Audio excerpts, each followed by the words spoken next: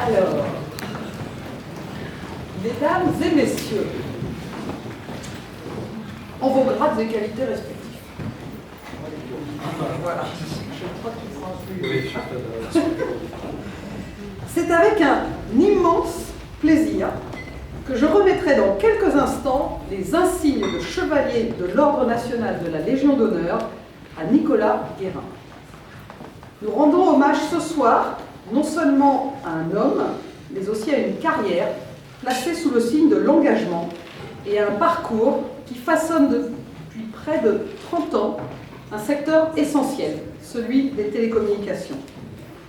Certains articles de presse l'ont même nommé l'homme le plus influent des télécoms. Et c'est beaucoup dire quand on connaît les personnalités dans ce secteur. Très cher Nicolas, en espérant n'offusquer personne, je vais utiliser le tutoiement qui s'impose entre collègues d'Orange. C'est à ta demande que je te remets ce soir cette distinction, la plus prestigieuse de toutes, créée par Napoléon pour les soldats et les savants. J'en suis très honorée, et je le fais avec d'autant plus de joie qu'au sein d'Orange, tu es un peu les deux. Le soldat combatif, qu'on envoie au devant des dossiers les plus compliqués, et l'astucieux savant qui jamais ne perd de terrain grâce à ta si grande connaissance de tes sujets, ta technicité, ton savoir du droit. À ces deux atouts, j'en ajouterai un de plus, la jovialité, qui rend toutes les batailles si plaisantes que tes adversaires n'ont pas l'impression de les livrer. La République française pourrait, après tout, reconnaître les mérites des optimistes et des personnalités heureuses. C'est en tout cas ce que je souhaite mettre à l'honneur ce soir. On peut reconnaître les optimistes à leur audace, et c'est ce qui marque le début de ta carrière. Après tes études de droit, tu effectues un stage au sein de la Compagnie Générale des Eaux, chez SFR, alors toute jeune entreprise. Tu fais partie de leurs 100 premiers employés. Attendez. Tu tombes dans l'univers des télécoms que tu ne quitteras plus. Quelques années plus tard, et on peut le dire maintenant, à notre grande chance, tu rejoins France Télécom comme juriste chargé de la concurrence et de la réglementation. Le 5 janvier 1998, ce jour qui marque un événement majeur dans l'histoire de notre secteur, car c'est le jour de l'ouverture du marché français des télécoms à la concurrence et à la fin du monopole public. Un destin semble déjà tout tracé pour toi. Tu traites et supervises un nombre conséquent de dossiers de contentieux concurrence. Tu te fais remarquer par ta grande technicité du droit, mais aussi par ta capacité à aller comprendre sur le terrain les enjeux des équipes opérationnelles et ta capacité à tirer d'une règle juridique des conséquences plus vastes et plus concrètes. Cette façon de faire te vient peut-être de ta première orientation, les maths. Car je ne sais pas si ceux qui sont ici le savent, mais tu choisis d'abord des études scientifiques à la fac d'Orsay. Je n'ose demander si tu as eu ma maman comme professeur. Un domaine où, bon élève, tu donnes le change, mais qui ne semble pas te passionner outre mesure, puisque tu n'y restes qu'un an. Tu bifurques vers des études de droit, encore un coup de chance pour nous. Le grand juriste que tu deviens n'est pas insensible aux sciences. Lorsque tu prends la tête de la direction juridique de la concurrence et de la réglementation, tu transformes le quotidien de tes équipes. Nous sommes alors en 2003. Pour toi, le droit est au service des opérationnels et tu envoies tes équipes sur le terrain, dans les répartiteurs, sur les navires câbliers, dans les boutiques, pour qu'ils comprennent le quotidien des métiers d'un opérateur télécom. De l'audace et une vision encore. Ton enjeu va au-delà d'une mission de protection d'entreprise. Tu appliques de vrais principes marketing pour une fonction support et rends les juristes essentiels au business. En 2009, à seulement 41 ans, tu deviens directeur juridique et secrétaire du conseil d'administration et tu joues un rôle clé pour accompagner le développement du groupe Orange. Le marché français passe de 3 à 4 opérateurs mobiles en 2012. Tu pilotes alors la négociation du contrat d'itinérance avec Free. Tu joues bien sûr ton rôle dans de nombreux dossiers M&A qui façonnent le groupe. Jardiland, Été Indien, Almeria, Haddock, Savannah, Kili, Oasis, Surf. Derrière ces noms de code se cachent des heures et des nuits de travail. Et tous ceux d'entre eux qui ont abouti ont vu ta signature apposée en bas de page. Ton premier séminaire de la direction juridique en tant que directeur restera dans les annales du groupe. 1h30 de discours enthousiaste et passionné, qui te vaut le surnom de Fidel Castro. Un surnom qui te suit encore aujourd'hui et un record que tu t'engages à battre chaque année, paraît-il. Peut-être pas ce soir. Non. Nos administrateurs présents ce soir connaissent la valeur de ton rôle et de ton engagement sans faille pour le conseil d'administration. Entre dossiers structurants et comités de suivi, tu es incontournable et tu sais naviguer dans notre gouvernance multiforme. À tes nombreuses responsabilités s'en ajoute une ardue et tout aussi cruciale, faire des plans de table. Vous l'aurez compris, Nicolas est un bosseur infatigable qui connaît ses dossiers sur le bout des doigts, un excellent juriste, une assurance qualité à lui seul, une personnalité fine à l'enthousiasme communicatif. Au sein du COMEX, Nicolas est la vigie de l'évolution réglementaire, le facilitateur de nos débats animés et celui qui a la charge des dossiers parfois les plus débattus, comme le choix de flotte de véhicules d'entreprise ou les déménagements de sites, voire les aménagements de sites. Apprécié de tes équipes, tu as toujours à cœur de créer du lien, de donner du sens et d'apporter une vision au service de l'entreprise. Cette entreprise que tu aimes construire et que tu défends aussi, notamment auprès de notre régulateur. Je pense que nous avons dans la salle, je vois que nous avons dans la salle plusieurs représentants de l'ARCEP, dont Laure de la Rodière, sa présidente. Leur présence témoigne de cette collaboration harmonieuse et éclairée que tu as mis en place, même si les bras de fer ne sont pas de tout repos. Ni pour toi, Nicolas, qui parfois y passe tes nuits, ni pour ceux qui te font face et reconnaissent ton expertise, mais aussi tes redoutables qualités de négociateur.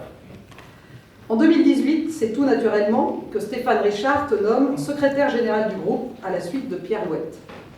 Une décision naturelle et la juste reconnaissance de ton travail et de ce que tu apportes à l'entreprise. Depuis ta nomination, la devise du secrétariat général est « Build, Serve and Protect ». Construire, servir et protéger. Et on retrouve beaucoup de toi dans chacune de ces valeurs. Un véritable atout pour la directrice générale que je suis, qui trouve en toi un allié sur qui compter sans réserve. Ton engagement ne se manifeste pas qu'au sein d'Orange.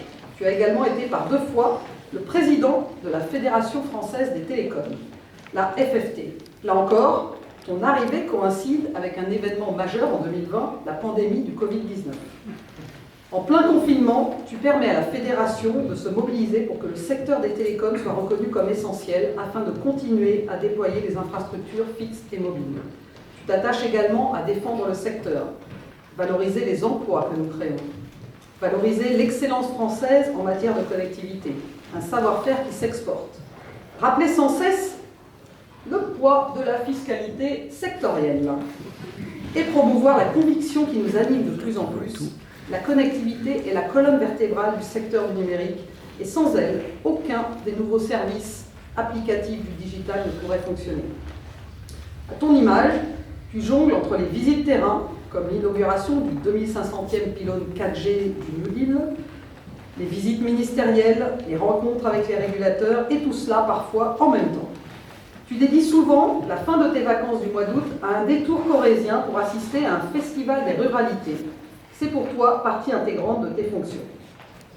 Tu fédères une autre communauté, celle des professionnels du droit, lorsque tu prends la présidence du Cercle Montesquieu. Et tu œuvres au rapprochement des avocats et des juristes d'entreprise.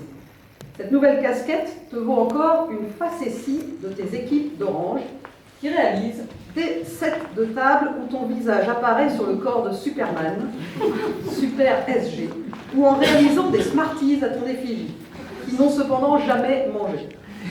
Je tiens de source sûre que les montages photos sont désormais interdits au sein de la direction juridique et certains de tes collaborateurs sont désormais mis à distance du comité des fêtes. Cher Nicolas, le peintre Cézanne, avec qui tu partages l'amour de la montagne Sainte-Victoire et de la lumière de Provence, disait « Il faut être ouvrier dans son art, savoir de bonne heure sa méthode de réalisation ». Dès ton plus jeune âge, tu démontres cette volonté de comprendre, de tout comprendre, de dépasser le cadre immédiat pour extraire la vision. Ton sens du service et de l'engagement se manifeste tôt et tu développes cette méthode Guérin, basée sur l'humilité, la transparence, l'esprit d'équipe et le sens du service public. Des valeurs ancrées en toi et transmises par tes parents. Ton père Claude est d'ailleurs avec nous ce soir. Il dit de toi que tu as cette chance de faire non seulement un métier qui te passionne, mais qui est utile. Une chance rare, une fibre qui coule dans ta famille où le métier doit avant tout être source de motivation et de réalisation.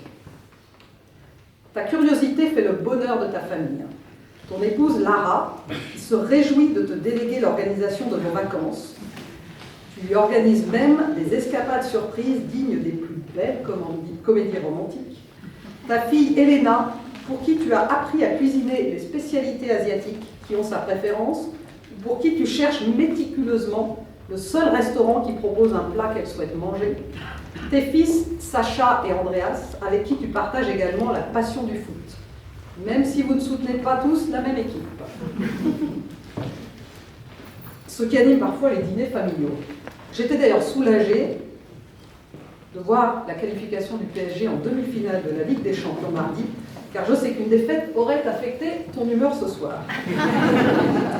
Cela dit, tu parcours parfois plus de 1000 km après ta journée de travail pour emmener Andreas voir un match à Monaco. Tu es beau joueur pour le plaisir de tes enfants. Si tu ne leur as pas transmis la passion du droit, votre passion du droit devrais-je dire, car tu la partages avec ton épouse rencontrée sur les bancs de la fac, vous leur avez transmis sans aucun doute une volonté de réussir et un courage d'avancer dans la vie avec sérénité. Ta famille constitue pour toi un point d'ancrage essentiel et tu y es très attaché. Ils sont les seuls pour qui, exceptionnellement, tu refermes ton ordinateur et coupes ton téléphone. Le deal chez vous est simple, pas de dossier à la maison et vos temps en famille sont sanctuarisés. Ensemble, vous partagez également cette envie de vous retrouver. Vos quartiers d'été se trouvent dans la Nièvre, dans le moulin à eau que ton papa a décidé de reprendre pour en faire la maison familiale. Ensemble, vous rénovez cet endroit et c'est dans cette maison que tes enfants maintenant invitent leurs amis pour des fêtes magistrales auxquelles vous n'êtes pas forcément conviés. Fidèle en amitié, loyal dans tes relations professionnelles, je sais la fierté que nous partageons tous ce soir de te voir récompensé. C'est avec une grande humilité que tu as accepté cette distinction, cette humilité qui te caractérise. Aujourd'hui, ce symbole républicain que je m'apprête à te remettre ne saurait trouver une place plus méritée. Elle est une marque de l'estime, de la considération et de l'affection que nous te portons tous, cher Nicolas.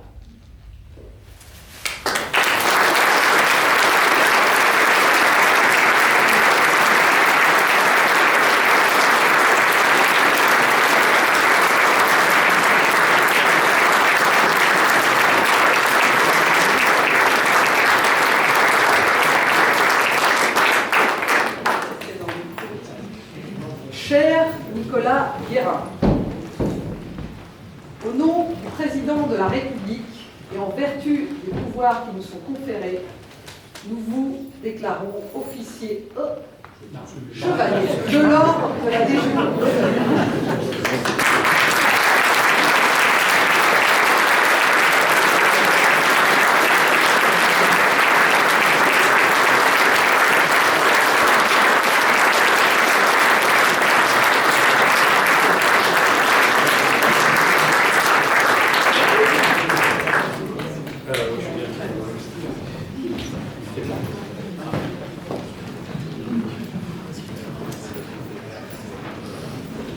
Monsieur le préfet, cher Marc, mesdames les conseillères, monsieur le conseiller, madame la présidente de l'ARCEP, cher Laure, monsieur le directeur général des entreprises, cher Thomas, mesdames et messieurs les conseillers d'État, madame la directrice générale, chère Christelle, monsieur le président, cher Jacques, mesdames et messieurs les présidents, directeurs généraux, mesdames et messieurs les administrateurs, chers collègues et anciens collègues, chers amis et ma chère famille ici présente.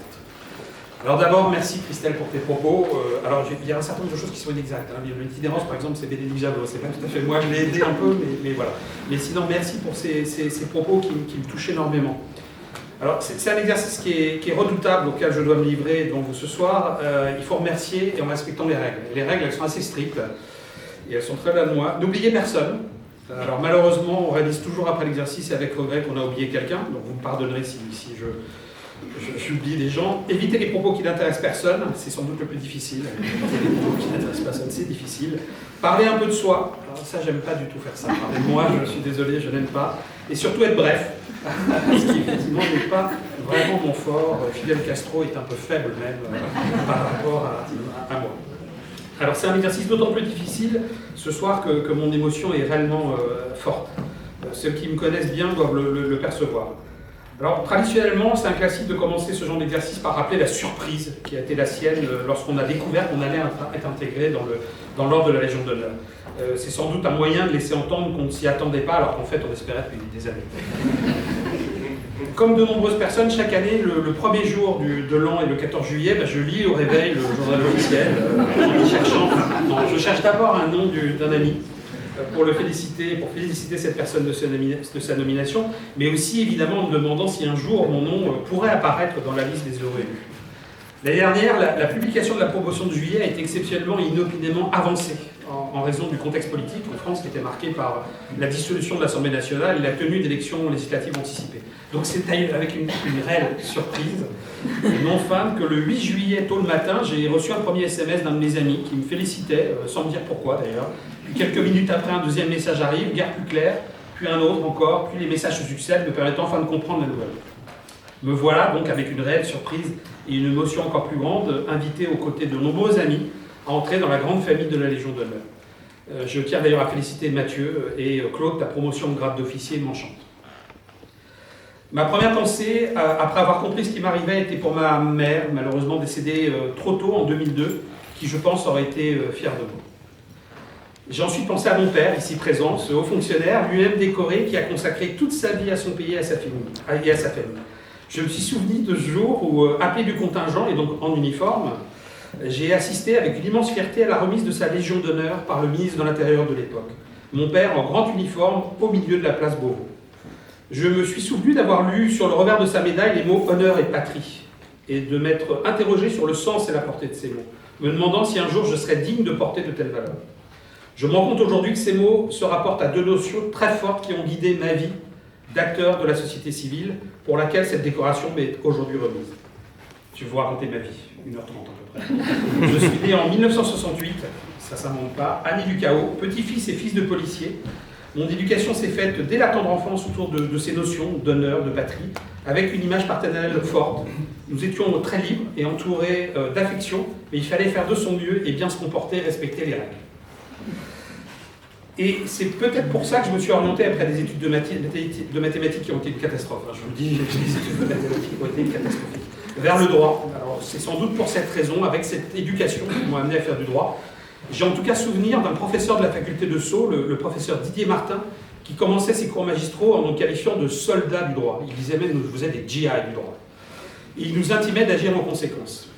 J'ai sans doute Philippe, un collègue de l'époque dans la salle, qui doit se rappeler de ces moments-là.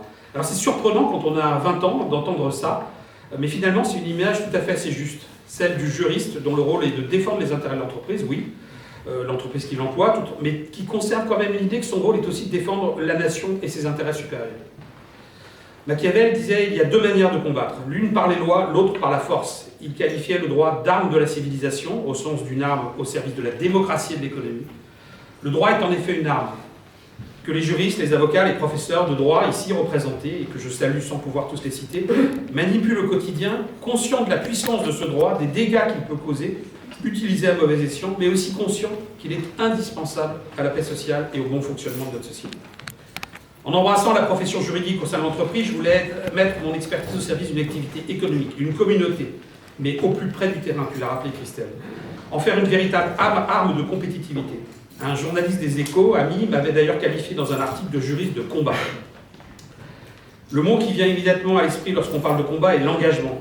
J'aime ce mot, j'aime véritablement ce mot, Christelle a rappelé quelques temps forts de ma vie professionnelle qui reposent justement sur un certain nombre d'engagements au service du monde économique. Mon premier engagement, c'est Orange. Ça l'a toujours été. Vous connaissez tous, je pense, mon attachement à cette belle maison. Dans les 30 années de service que le décret de nomination a retenu à mon actif, 26 ont été consacrés au service d'Orange. 26. J'ai rejoint France Télécom, comme tu l'as dit, le 5 janvier 1998, premier du jour ouvré de l'ouverture des marchés à la concurrence, après avoir passé quelques années au sein des SFR, justement un concurrent. Et j'en profite d'ailleurs pour saluer mes amis des SFR, et particulièrement Marie-Georges, qui doit se cacher quelque part, qui m'a accompagné dans ces premières années et qui, elle, est restée bien plus longtemps au sein des SFR. À l'époque, on quittait plutôt France Télécom pour rejoindre les concurrents, mais j'ai fait le choix inverse, rejoindre France Télécom, clairement attiré par ce qui faisait et fait encore l'ADN de cette maison, la notion de service, d'utilité. L'idée que les télécommunications sont des services essentiels à nos concitoyens, des objets de la vie quotidienne, comme disait un ministre, qui structurent notre société, qui tissent des liens entre les gens, des services dont on ne peut plus se passer, c'est ça qui m'attirait vers cette entreprise. On dit chez nous qu'on ne travaille pas par hasard pour cette entreprise, on dit Orange un jour, Orange toujours. J'en suis malheureusement ou heureusement, je ne sais pas pour qui, la preuve aujourd'hui. Ce lien, il reste fort. Les anciens d'Orange qui sont là, voilà, on reste attaché à cette maison. On ne peut pas s'en dissocier avec Jérôme. J'ai jamais regretté ce choix de rejoindre Orange. J'ai d'abord, comme tu l'as rappelé, été simple juriste. J'ai franchi différentes étapes. Alors j'aime parler, excusez-moi, c'est une notion que j'aime, d'ascenseur social. Et donc cet ascenseur m'a conduit en 2018 au poste de secrétaire général d'Orange grâce à Stéphane qui m'a nommé à ce poste. J'ai l'impression que c'était hier et depuis, que d'aventures vécues avec vous, mes chers collègues et équipes, qui on a rappelé ouverture à la concurrence, interconnexion, dégroupage, la fin du satellite France Télécom, les pages jaunes, l'émergence du mobile, la 2G, la 3G, la 4G, la 5G, les smartphones, Internet avec Wanadoo, puis la DSL, la TV sur Internet, les chaînes cinéma et sport, la fibre, l'internationalisation avec l'acquisition et parfois la cession de nombreux opérateurs de par le monde, en Europe, en Afrique, en Asie, en Amérique du Sud, la transformation du marché entreprise, la création puis la fermeture d'une banque, la création d'une captive d'assurance, la conservation de notre patrimoine, de nombreux projets immobiliers, un nombre incalculable de comités et conseils d'administration, des centaines de textes de loi européens et nationaux examinés, autant d'opportunités d'apprendre et de servir qui m'ont été données par ce groupe. Que de personnes également rencontrées, de réunions, de négociations menées et d'affrontements parfois aussi, avec un certain nombre de personnes qui me font l'honneur aujourd'hui d'être présents. La leçon que j'en tire est qu'on peut être adversaire dans la vie professionnelle tout en étant respectueux des uns et des autres et même devenir amis. Honneur, honneur. J'ai eu aussi des moments difficiles, je ne vous le cache pas, je pense en particulier à ces mois passés à représenter l'entreprise dans le procès dit de la crise sociale, ou à mettre en place, puis suivre avec Stéphane et Gervais la fameuse commission de suivi et de réparation. La charge émotionnelle était immense. Cela a été aussi l'occasion de tenter d'aider, de porter secours à nos collègues en difficulté et de rencontrer de très très belles personnes. J'en vois ici, je suis sûr encore une fois qu'elles se cachent, mais je salue dans la salle Georges, Claude, Noël, Arnaud, respect pour tout ce que vous avez fait, tout ce que vous avez fait pour l'entreprise, tout ce que nous avons fait ensemble. Je remercie tous les présidents et dirigeants de ce groupe qui m'ont donné cette chance de travailler sur ces sujets si divers et de rencontrer toutes ces personnes. Merci Stéphane, merci Christelle, merci Jacques et Christelle tout particulièrement de m'avoir renouvelé leur confiance. J'ai une immense loyauté pour ces personnes, je le dis sans me cacher. Je remercie également mes équipes d'hier et d'aujourd'hui, que je ne vais pas pouvoir toutes citer, elles sont nombreuses, mais nous nous connaissons bien, elles le savent, quel plaisir de travailler avec vous, quelle fierté. Une pensée particulière pour ce qu'on appelle mon état-major. Je vous ai dit, je serais long, je vais accélérer un peu. Une pensée particulière pour ce qu'on appelle mon état-major, en particulier mes assistantes. Je vois Sylvie et Dalila, merci, un grand merci à ma directrice de cabinet, Marceline, à mon double professionnel, comme j'aime à la qualifier, et sans qui je serais perdu. Reconnaissance pour cette aide que vous m'apportez au quotidien. Mon second engagement, il y en a 4 en tout, je vous rassure, mais les autres vont aller plus vite. Mon second engagement, comme tu l'as rappelé, chère Christelle, est au service de la filière de télécom. Notre secteur est extraordinairement concurrentiel. Il peut donner lieu à des combats entre acteurs d'une rare intensité. Et ces acteurs ont une intelligence de savoir, sur un certain nombre de sujets clairement identifiés, trouver les moyens de mener les combats ensemble au service de l'ensemble du secteur. Je crois profondément qu'au-delà des intérêts particuliers bien légitimes des entreprises, il est essentiel d'avoir un tissu associatif à même de porter haut les couleurs d'un secteur industriel. Tu l'as rappelé, j'ai eu l'honneur de présider depuis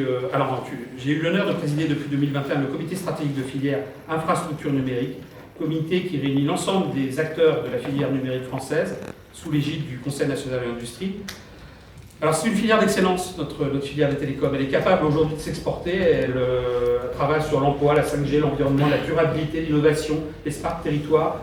Ce sont vraiment des sujets qui nous tiennent à cœur. Alors je profite pour remercier ici Monsieur le ministre de l'Industrie, qui n'est pas ce soir parmi nous, mais qui a repris le flambeau du CNI et qui a repris le soutien important des comités stratégiques de filière. Je salue également son vice-président Alexandre Sobo, je vois la marque Alexandre, qui a été d'une grande aide pour notre CSF. Sans lui, il n'aurait pas pu perdurer et obtenir les résultats qu'on a pu obtenir. Je remercie également tous les membres de ce comité, j'en vois un certain nombre, Marc, Stella, je les remercie énormément pour leur...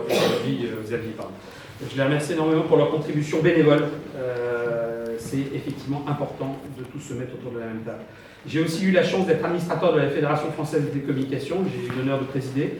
Et là, je tiens à remercier Romain Bonenfant, Olivier Riffard et aussi Michel Combeau, l'ancien directeur général. Cette fédération, elle fait la promotion et elle défend les opérateurs avec une efficacité redoutable. Vous connaissez tous ce proverbe africain, seul on va plus vite, ensemble on va plus loin.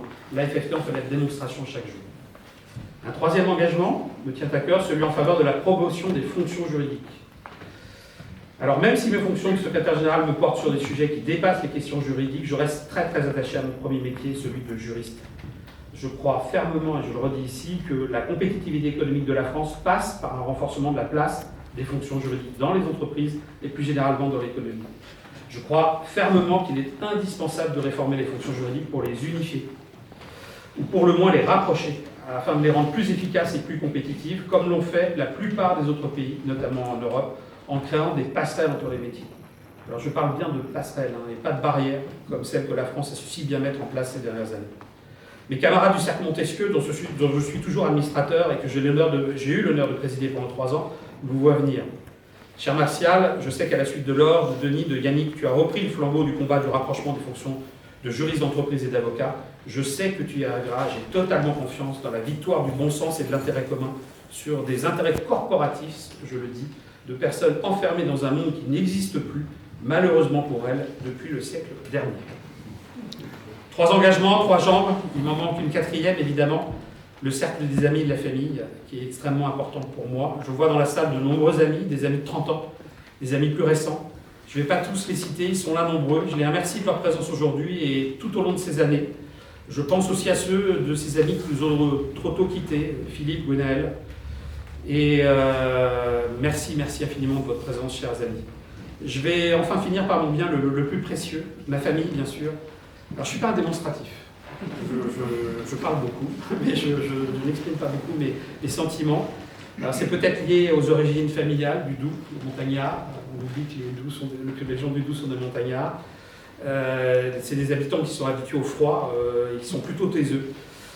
Mais aujourd'hui, je tiens absolument à leur dire que je sais pouvoir compter sur eux et eux compter sur moi.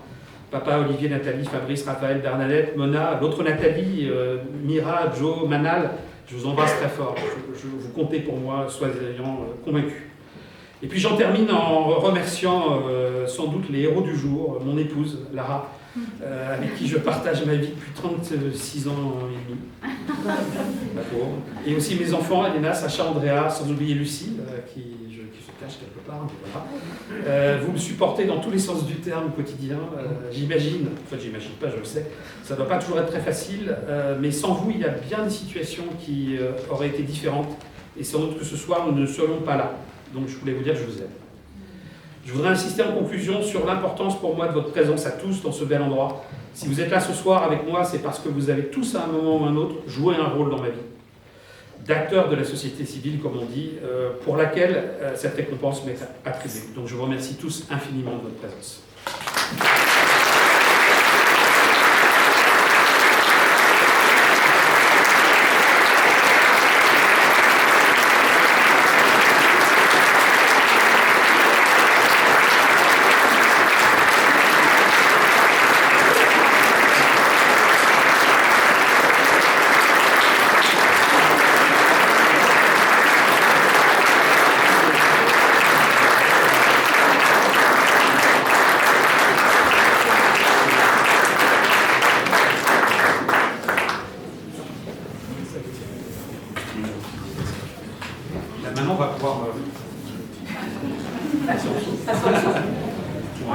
aller dans le jardin. Oui, oui, on peut aller dans le jardin. Il n'y a pas de